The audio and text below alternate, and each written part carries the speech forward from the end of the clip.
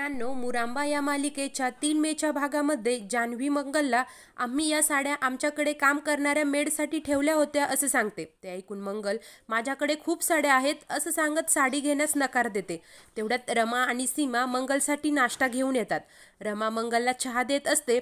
तेवढ्यात जेवायला काय आहे असं बोलत मंगलचा नवरा आत येतो. त्याला पाहून सर्वांनाच खूप मोठा धक्का बसतो. मंगलचा नवरा, तुम्ही आम्हाला लग्नाला बोलवलं नाही म्हणून आज पाहुणचार घ्यायला आलो आहे. मंगले, तुझी भाची खूप मोठ्या घरात आली असं दारूच्या नशेत बडबडत असतो आणि समोर ठेवलेले काजू बदाम खिशात ओतत, मी हे नंतर चकणा म्हणून खाणार आहे. केवढा बक्कळ पैसा मिळत असेल, मला दारू प्यायला पैसे दे असं म्हणत मंगलचा हात पिरगळतो. तेव्हा पार्वती खूप भडकते व हे मुकादमांचं घर आहे असं सांगते. त्यावर रमाचा काका, पार्वतीला मला पैसे दिले की मी लगेच गप्प बसेन, तुम्ही द्याल का मला पैसे असं बोलत मोबाईल काढतो आणि पार्वतीसोबत सेल्फी घेतो आणि हे नेटवर टाकू का अशी धमकी देतो. त्यानंतर पार्वती वैतागत रमाच्या काकाला पैसे देते. तो मंगलला, चल तुला पिक्चर दाखवतो असं म्हणत ओढू लागतो. तेव्हा रमा मंगलला सोडवते आणि काकाला तुला पोलिसात देईन अशी धमकी देते. हा सर्व प्रकार पाहून पार्वती खूप रागावते आणि रमाला ही नाटकं बाहेर जाऊन करा असं सांगते. तेव्हा मंगल तिच्या नवऱ्याला बाहेर हकलवून देते.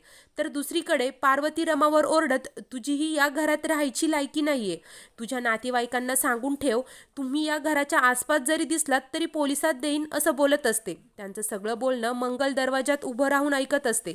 रमा पार्वतीचं बोलणं मान खाली घालून ऐकते. तेव्हा मंगल पार्वतीची हात जोडत माफी मागते व आमची रमा खूप साधी आहे, तिला काहीही बोलू नका, मी पुन्हा तुमच्या घरी कधीही येणार नाही असं रडतच बोलते आणि बाहेर निघून जाते. रमाही तिच्या पाठोपाठ येते मंगलची माफी मागते. तेव्हा मंगल, मीच वेडी आहे, मी विचार करून यायला हवं होतं असं सांगते आणि रमाला, तुला काही लागलं तरी आपल्या घरी ये असं बोलते. तेव्हा रमा मंगलला, आईला यातलं काहीही सांगू नकोस अशी विनंती करते. मंगलही होकार देते.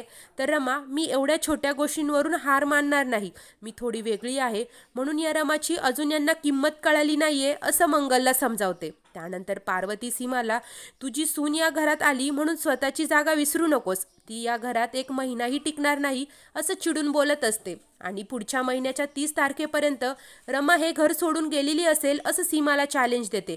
रमा त्यांचं बोलणं ऐकते आणि माझी मावशी खूप साधी आहे, ती फक्त मला भेटायला आली होती असं सांगत असते. तेव्हा पार्वती, असल्या मारहाणी तुमच्या घरात रोजच होत असतील, त्याला बायकासुद्धा तितक्याच जबाबदार असल्याचं सांगते. तेव्हा रमा, घर कितीही मोठं असलं तरी या छळाला बायकाच बळी पडतात म्हणून त्यांनाच दोष द्यायचा का असं पार्वतीला विचारते आणि नंतर माझं काही चुकलं तर मला माफ करा असं म्हणत पार्वतीची माफी मागते.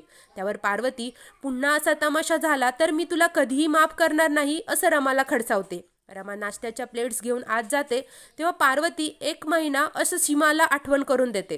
तर पुढील भागात अक्षय मोठ्याने ओरडतो. ते पाहून सर्वजण तेथे येतात. तर रमा झुरळाला पाहून घाबरले असं बोलते. त्यावर सर्वजण अक्षयवर हसू लागतात. ते पाहून पार्वती, आपल्याच नवऱ्याचं असं हसू होतंय ते पाहून लाज नाही का वाटत असं रमावर चिडत असते. अशाच नवीन भागांच्या अपडेटसाठी आपल्या चॅनलला नक्की सबस्क्राईब करा व बेल आयकॉनवर क्लिक करायला विसरू नका. धन्यवाद.